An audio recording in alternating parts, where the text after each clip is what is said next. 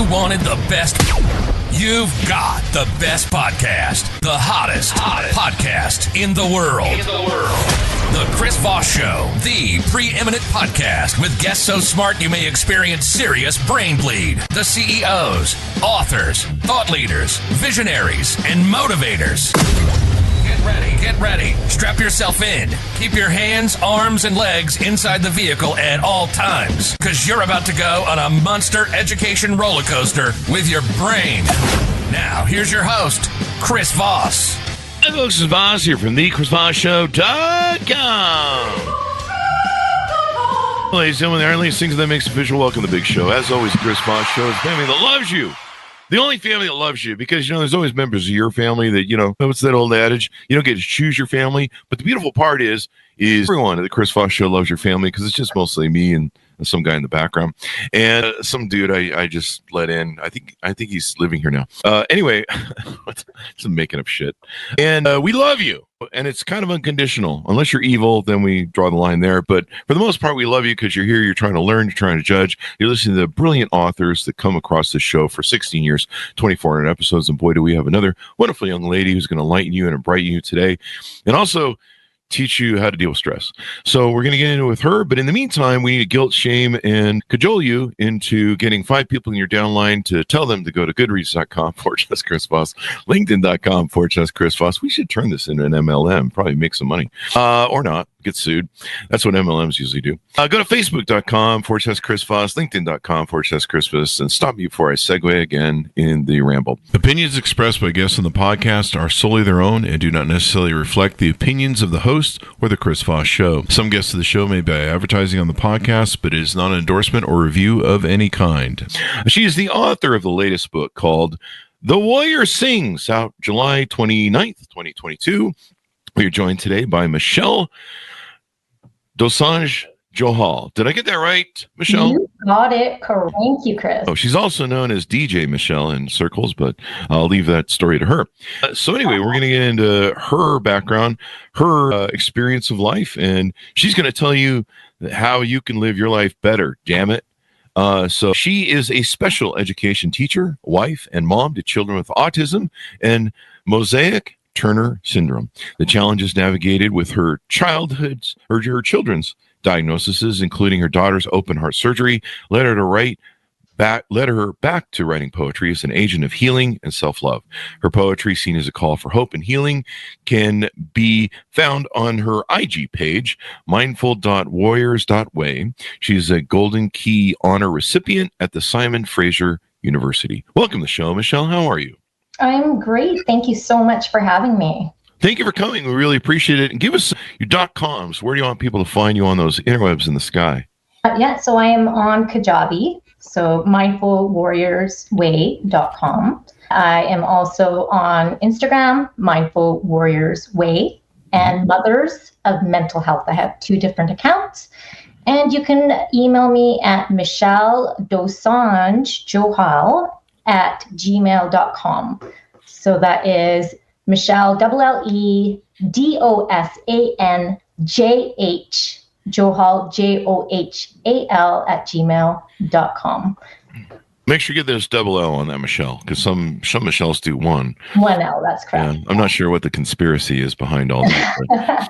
That's for another show. The links to your stuff will be on the Chris Voss Show if anybody needs to find them as well. Give us an overview. What's inside your book, The Warrior Sings? Yeah, so The Warrior Sings really came about with my life story and the struggles and the challenges that I went through with my children. Mm-hmm. I'm going to basically give you a quick rundown. Mm-hmm. At 3, my son was being diagnosed with autism. Mm-hmm.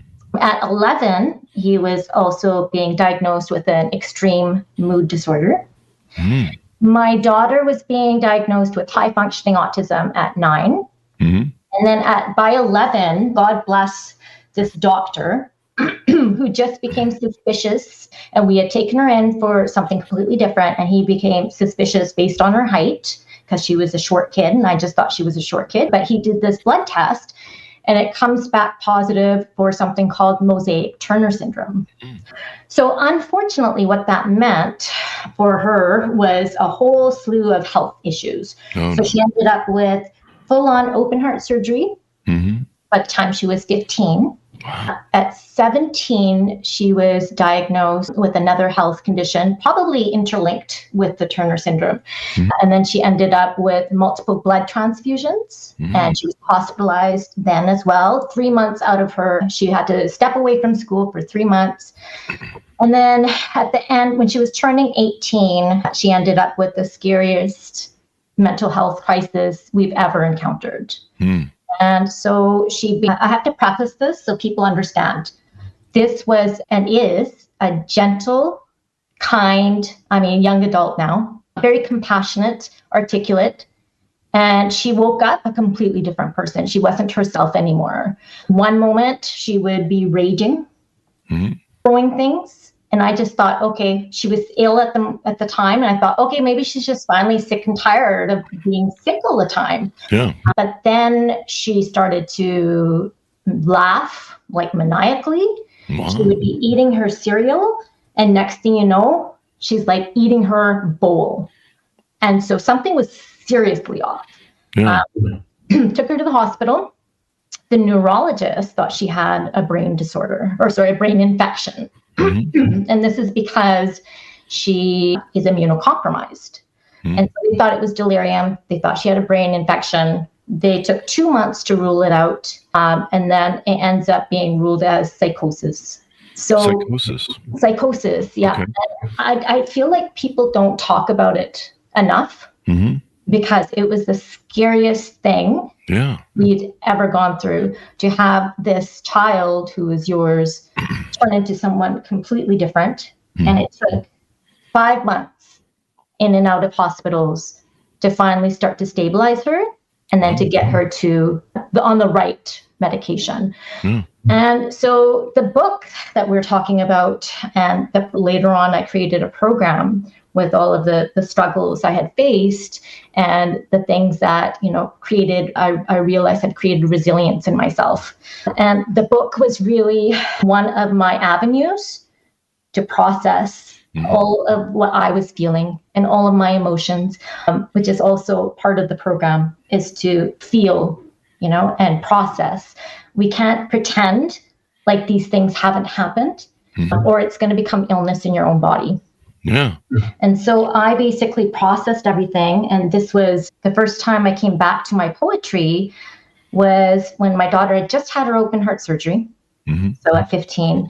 And 4 weeks in, my son, his extreme depression at 11 was showing up for the first time. So you can imagine 11 years old and extremely depressed. Like, how does that even happen? Yeah. Right? And you haven't even found bills and taxes yet. Exactly. But that was the case. And he's autistic as well. And so that's probably. Yeah. He would be running out of the house, like just bolt into traffic. So you can imagine it was really, really scary, and it was really, really unsafe. But my counselor told me I needed to find one thing for myself again. And the thing I found was I used to write poetry and I used to write stories and things. And often as an adult, you forget yourself, right? You get so stuck in all your responsibilities.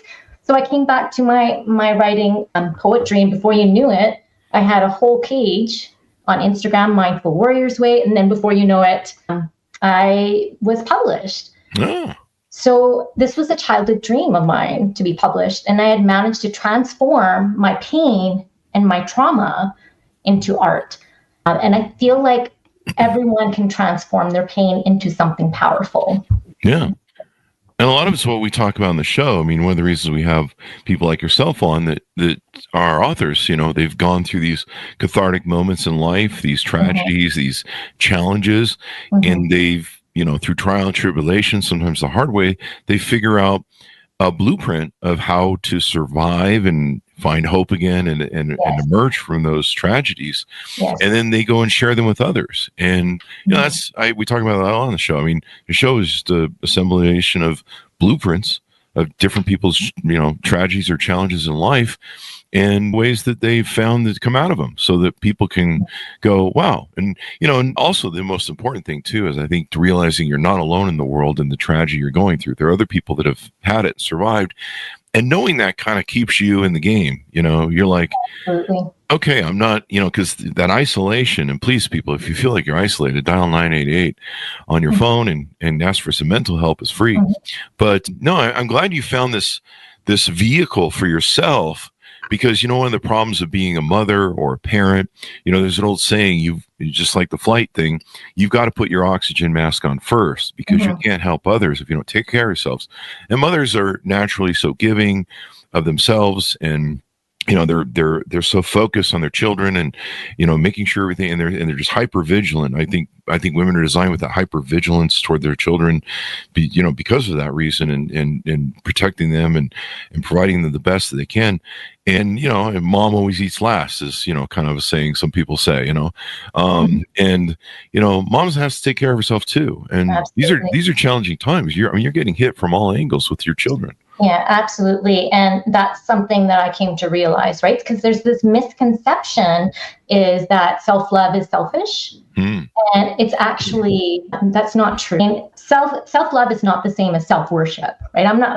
We're not saying go out and make yourself better than other people. It's not narcissism. Self-love just places you as an equal, because often, like you said, mothers forget to be taking care of themselves. But when we come from a healed place, we're so much better off for our children and for everyone else. So it's not selfish. Yeah. And I mean, you scored a few things, but sharing your story, sharing your poems. There's the great thing about being an author is there's going to be people that are reading your book. You're going to touch. You're going to change their lives. You're going to move them. I remember we used to feed a feed of positive quotes into Twitter, and there really wasn't a thought process. It was just positive quotes. We put it on an automated machine. This is what it is to Twitter. And over the years, I had 2 people write me and say I was going to commit suicide today, and I planned it, and I was going to do it. And your quote, just some anonymous thing, no intention to save people from suicide, came across, and you saved me. And it was powerful, because you're just like, wow, I just was, scrolling around on Twitter. I've actually had similar things happen on Instagram, because I also try to be really positive about how you can get through the dark times if you find yourself anchored. And for me, that anchor was the love that I had for my children, because I went through some seriously dark times. But when I would focus on how much I loved my kids, that pulled me through. And I had a similar thing happen. I've had a couple of people reach out and say that they were basically ready to end their lives, and somehow I managed to help them, get past that, which was a blessing. Yeah. Because you don't ever want anyone to be at that point, Yeah. And we all are at different stages. We all go through different things. We all go through different troubles. And, knowing that you're not alone, finding other people that can help you, lift you, they share their stories, you just never know. Sometimes you find out, someone come up to you and be like, hey, this story really changed my life. And you're like, wow, okay. And so that's great. When did you first start writing poems? I think you mentioned that you brought it back to poetry. Were there poems you were writing when you were youth, or what were some of the things you were doing there? I used to write as a child, and then responsibilities take over, and you forget all the things you're passionate about. You forget parts of yourself. And so I came back to it it was a COVID time that I came back to it. And it was, I think I just mentioned my daughter had just had her open heart surgery. My son was going through his extreme depression. And that's when I actually started writing. So I just made no excuses, I just thought, okay, I don't have a lot of time, but I can certainly write while I'm drinking my morning coffee. So I'd have, a cup of coffee in one hand, writing my poem with my other hand, and it happened. Yeah, so, as long as you don't spill your coffee on the coffee. Might have happened once or twice, but I got through that. So I do that sometimes, reading Marcus Aurelius in the morning out in the patio, getting my vitamin D, and I'll have the coffee there in the book, and every now and then I'm like, you're like, I thought I was picking up the book. I picked up the coffee. So now you've developed this, I believe, into a kind of a brand, if you will, or a resiliency brand. Talk to us about some of the things you're doing on your website and ways you're utilizing your knowledge to help other people. Yeah, absolutely. What I did was, because people kept asking me, how is it that you're even okay? How are you still standing? How are you still like laughing? And how are you still happy? And I would just say, oh, maybe I'm a witch. But That sounds like some Salem, Massachusetts, 1600 stuff. yeah, but the truth of the matter was, I'm a big nerd. Yeah. And so all along, and I have also had the privilege of teaching social and emotional learning here in the Surrey School District. I was the Surrey School District social emotional learning teacher, learning all these strategies, taking all these courses, online free courses for mental health with Yale, UBC, whatever I can get my hands on. And so there was all these evidence-based practices that I realized I had been learning about, but I had also been utilizing. So I thought about and reflected on all the things I'd been doing, and I put it together in a program. And it's called Make Stress Your Bitch. I love that title. And it's about finding that resiliency is really a superpower, but anyone can learn it. Anyone can learn it through strategies. And so the framework I created is AST, so that you can feel better fast. Okay. And each letter carries a different module and a different set of learnings with it. And what's the main thing again? I just want to clarify that. So the name of the program? You said there was acronyms or a saying where each letter. What is the full sentence of the word? FAST, fast. FAFT, fast. So you can feel better fast. Okay. That's very different than the FART that I had after talking about FAFT. I just want to make sure we were clear on that. Yes.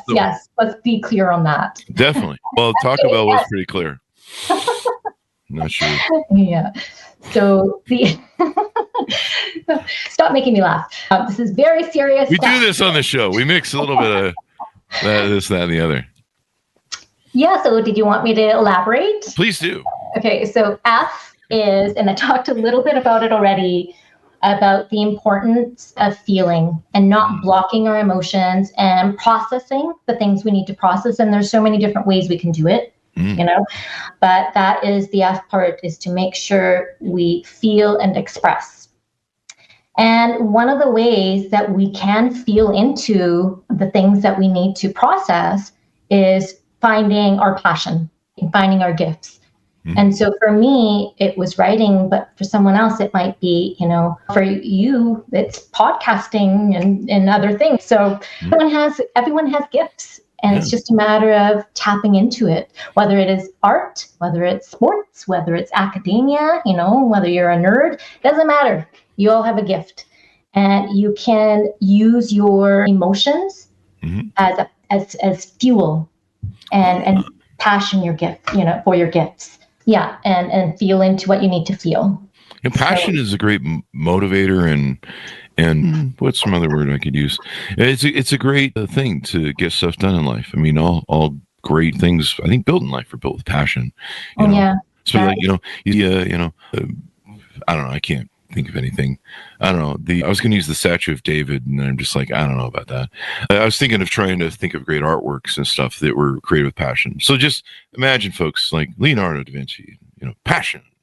So yeah, and you're right. It can be a driving energy. That's the word I'm looking for, driving force in motivating us to be best. What are some other aspects of the FAFT process? So the A and the S, they stand for to accept and surrender to the things that you cannot change, so that you can focus the rest of your energy on that which you can change. So there are things that were given in my life that they're here already. If it's already here, I can't change that, right? My kids have autism. I'm not going to be able to change that. My daughter has this health condition. I can't change that. And often as a special needs teacher, what I would see is a lot of parents who are wishing that their kid was neurotypical when they're not. Or that their intelligence was different when it wasn't. They have an intellectual disability or whatever the fact might be. And it is in this resistance to what's actually there where the suffering happens. Denial of the truth, denial of reality, maybe? Yes, Exactly. Yeah. And, or you start creating like this victim mindset around it. Oh, I wish this wasn't here. I wish this wasn't here. It's bloody well here. And that's just going to waste your energy. Yeah. You have to accept the fact that it's here, but what are you going to do about it? Right. But if you don't, then you're just going to be stuck. Yeah. In that suffering. And that's going to waste all of your energy.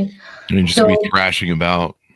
Yeah. Miserable. And so the hardest thing that I had to accept as a mother was my daughter's psychosis. Yeah. And it was not easy, but it was there. And so it was about the third time we went back to the emergency room. And by this point, she had become suicidal. And usually she was this really gentle, calm, I keep calling her a kid, but she's, a young adult now. She was gentle and she was calm. But at that point, they had to put her in restraints because she kept trying to leave and run away from the hospital and she wanted to kill herself. Oh, wow. Somehow she had become like Houdini. Okay, so she's like breaking free from these restraints and running away. So they had to put her in this room. It was like a prison cell. Yeah. So it was like concrete walls. There was a steel toilet, mattress on the ground. And at the same, her IBD was acting up and I didn't know if I was going to lose her. So it was the worst hour.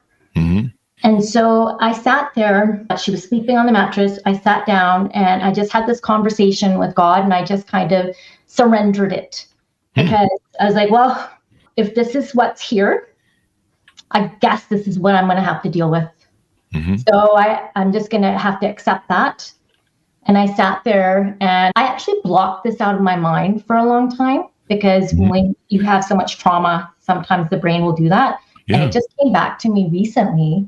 But I sat there and I meditated and I actually found a moment of peace. Wow. Yeah, and exactly. And I was thinking to myself, how is this even possible? I'm in the middle of the worst, horrific nightmare. How am I feeling some kind of peace right now? And I think it was in the surrender. Yeah. Yeah. There's kind of a moment that I think in those moments where I always think of a moment of gratitude, but I think you're right. I think it's surrender.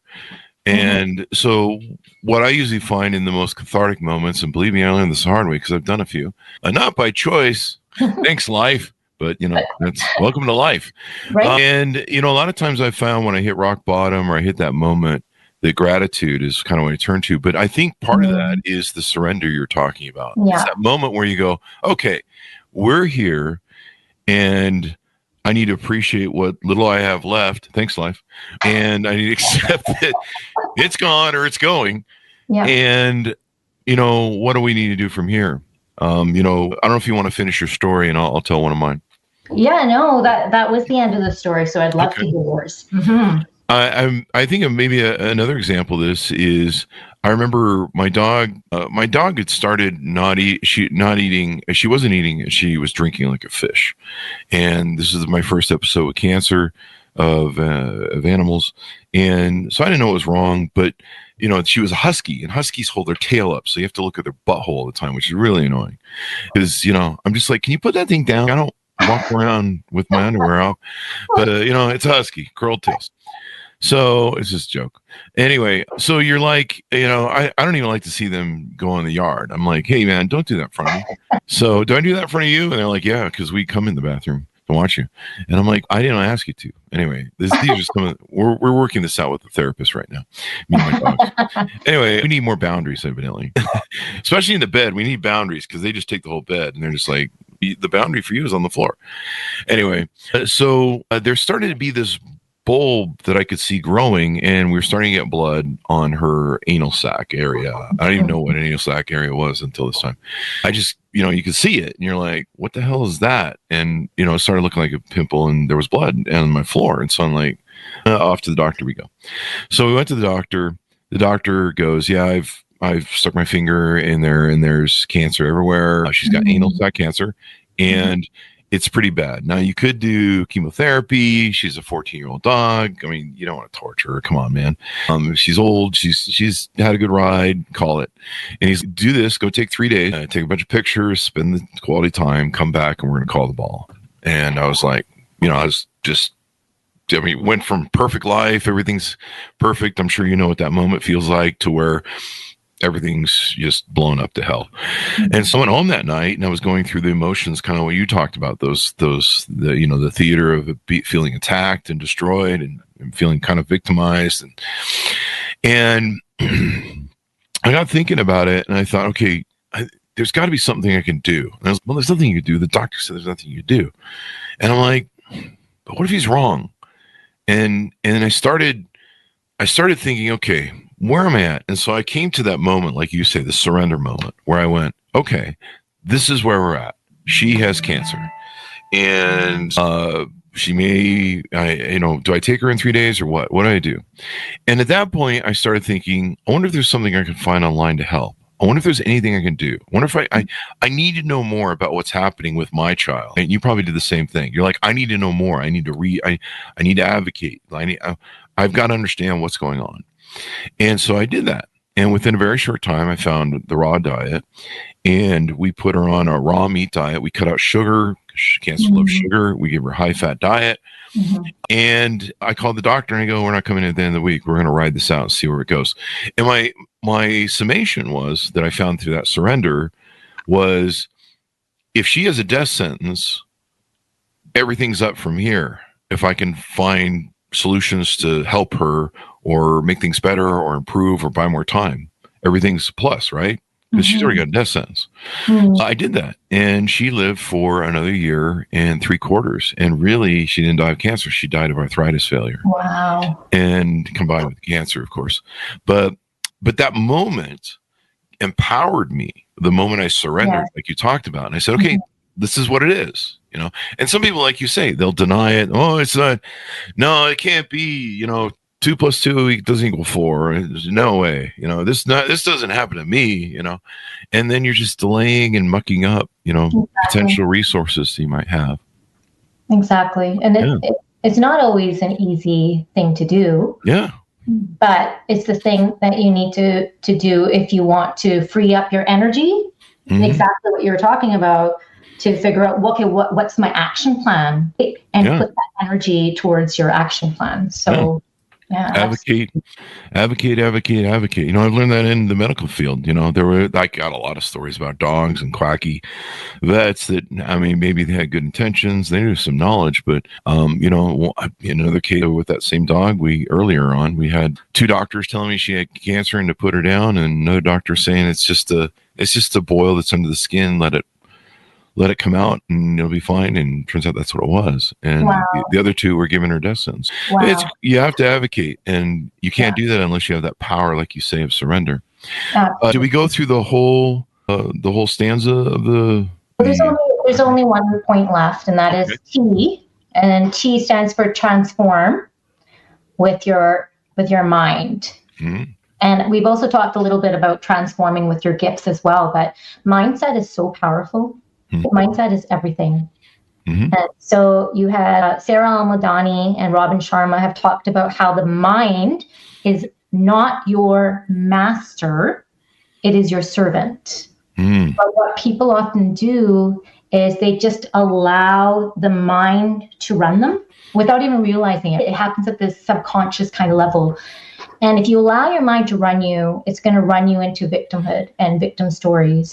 But if you take control of your mind and start programming in exactly what you were talking about before, with gratitude, with affirmations, with better thoughts, right? With hope, with all those kinds of positive things, then you can transform anything.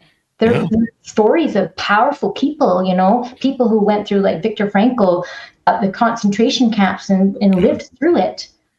Just through the power of mindset and his focusing on the love he had for his wife, Hope is the thing that seems to lift all boats and be, I think, one of our greatest things as human beings. Absolutely. I tattooed hope onto my body. So I've got a lotus flower here on my arm. And that was for my daughter when she had her open heart surgery. And it was because a lotus flower comes from mud. And I told her, after all of the suffering of your surgery, you're going to end up with, a fixed heart and something beautiful. And I tattooed that onto my body, but it's also been a reminder to always hope, right? Mm-hmm. Yeah. So mindset is super powerful. And one thing I think I would leave people with as well is if they're going through a super dark time, to find that kind of an anchor, right? Mm-hmm. And when you're in that moment, it's hard to do all the things that we're talking about. When you're in that moment, sometimes it's just about just pushing through and getting through the next day and the next and then the next until the crisis passed. Right? It feels like you're in a boat and the boat has sprung leaks and all you can do is stay afloat, right? Mm-hmm. So I say give yourself a lot of grace when you're going through times of crisis and find an anchor, right? So whether that anchor for me, it was I would focus on how much I loved my kids and that would pull me through. Your anchor could be love, right? Mm-hmm. Mindset of love. It could be a mindset of hope. It could be a mindset of faith, thinking that and knowing that better times are ahead. And there are better times ahead. And you're able to create that for yourself, but it starts with the power of your mind. So. Yeah, the power of your mind and mindset. Now, you do a 6-week course with this Make Stress Your Bitch. I do want to tease a little bit of that out to us. And how can people on board with that or reach out to you and find out more? Yeah, so you could either reach out, like I was mentioning, my email, or you can reach out through my Instagram or on my website, which is Mindful Warriors Way on Kajabi. Mm-hmm. And so how do they work with you over the 6-week course? Do they do a one-on-one with you personally? Mm-hmm. So there are 2 one-on-one sessions, and then there's my next 6-week course is going to be starting mid-August. And it will be live group sessions. So for an hour, teaching all the strategies. And so there are strategies. There's my FAST formula, the framework. There are strategies of the heart. There's strategies. It's a holistic approach of the soul. There's strategies of the mind. There's strategies of the body. So I have also, thrown in a lot of these evidence-based strategies, such as like you're talking about gratitude, mindfulness, meditation, etc., along with the framework that I just talked about. So yeah, please reach out. I would love to hear from people. Reach out so people can reach out to you and do that. Anything more we want to tease out on the show or promote on the show while we're still? You did introduce me as a young lady, and I have to correct that. So I'm actually turning 50 in another. You're still young, honey. Give me a break. I'm almost 58. You're young in my book. Okay, we're both young. We're both young. I like this thing. No, it's kind of a Johnny Carson trick that I do where we make the guests feel special, or we try to. Mission accomplished. But in honor of my upcoming 50th, I actually wanted to be collecting items for the homeless. We have quite a problem here. If you wouldn't believe it, but here in Vancouver on Hastings Street, and the statistics show. And since I'm a big advocate now for mental health, 50 to 70%, depending on where you look at the statistics or get them from, 50 to 70% of homeless people actually have a mental illness. And so, for my 50th birthday, I will be collecting items. So whether it is blankets, food, and toiletries, whatever, they might need, and I'll be collecting them and delivering. So reach out to me if you would like to be a part of that. That's a wonderful thing. British Columbia, Canada. What a beautiful place. What a beautiful place. It is. And the word A. Did I say A? No, you didn't. I was trying to bait you. Usually you guys in British Columbia, you guys work hard to hide the aboots and the sorries and the A's, don't you? No, not really, but every once in a while it does seem to come out. And then, I usually bait my guests. I always get in a boot sometimes during the show, and I'm like, I got you. Oh, so you have a lot of Canadians then. I love Canadians. They're the most wonderful people. We've had a million of them on the show. I'm a big Rush fan. A big Second City fan. You guys produce some of the best comedians in the world. Best musicians other than, Nickelback. No, I'm just kidding. We like Nickelback. It's wonderful strip club music. Anyway, you can have Justin Bieber, though, back. We're still trying to return him, and you guys won't let him through the border. So we'll keep Shania Twain. Or is it Shania Twain Canadian? Oh, he's Canadian, yeah. I'm thinking of the other. Shania's Canadian. Yeah, Shania's Canadian, but isn't also, who's the other young lady that's really popular right now with all the women? She's like the number one music star. Isn't her name Twain or something like that? I'm not sure who you're talking about. I'm not sure, but see, there's the boot. I got one. All right. Well, thank you very much. I'm just mucking about, Michelle. So, Michelle, thank you very much for coming to the show. We really appreciate it. Oh, I so appreciate being here. Thank you so much for your time.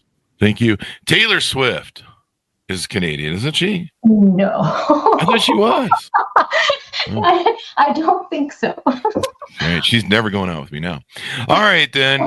I don't know. Taylor Swift. I swear to God. I'll have to Google that now just to be, double check, but I'm pretty sure she's not. I thought she was, because you guys produce so many wonderful people up there, and I'm a big Rush fan. I think I always joke with our Canadian friends. I'm like, you guys have to live next door to us, and we're like that drunken old brother all the time who's always picking fights with everyone in the world, and you guys are up there going, geez, we're in the fallout zone of these idiots, and they're just running around being asshole Americans, punching everyone in the face. And I don't think it's right we're being mean to Canadians either. I want to make that point in 2025. I love Canadians, wonderful people. I mean, if anything, Americans need to learn to say sorry a lot more. So that would be a good thing. We say sorry a little bit too much. I personally say sorry too much. Yeah. You guys are better than us, I think. But, it's cold up there, so gotta stay warm. Anyway, thank you very much for coming to the show. Thank you. Thanks so much for tuning in. Order a per book wherever fine books are sold. The Warrior Sings, out July 29th, 2022. Thanks for tuning in. Be good to each other. Stay safe. We'll see you guys next time. And that should have us out.